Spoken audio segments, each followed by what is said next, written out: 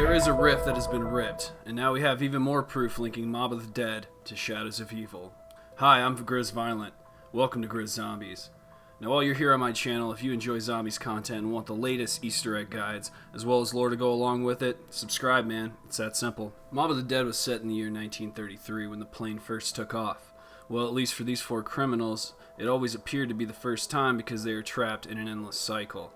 We know this when we conclude the Easter egg on the map itself. But how are they reborn? Why is there an afterlife mode?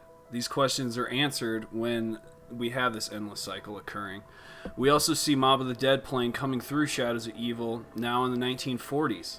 So 7 years later, these criminals have been traveling in an endless cycle, and through the rift, they bled through into Shadows of Evil. Now this concept is one that I want you to be familiar with on my channel, and I'm going to call it world bleeding.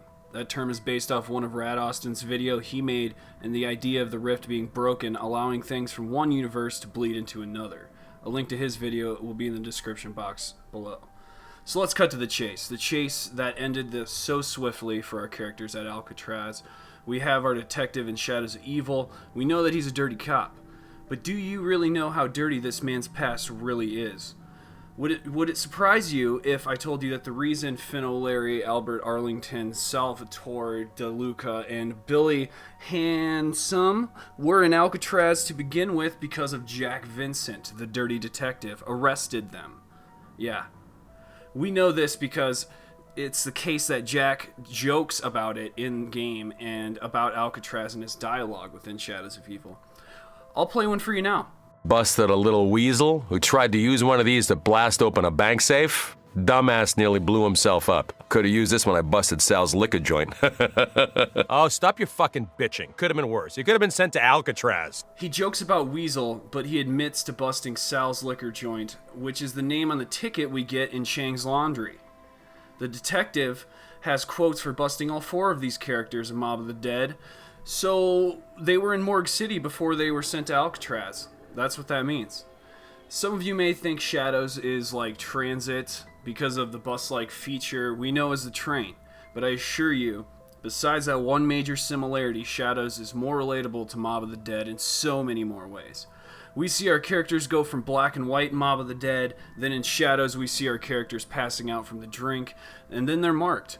So we have the Mob of the Dead plane coming through Shadows of Evil with our characters on it.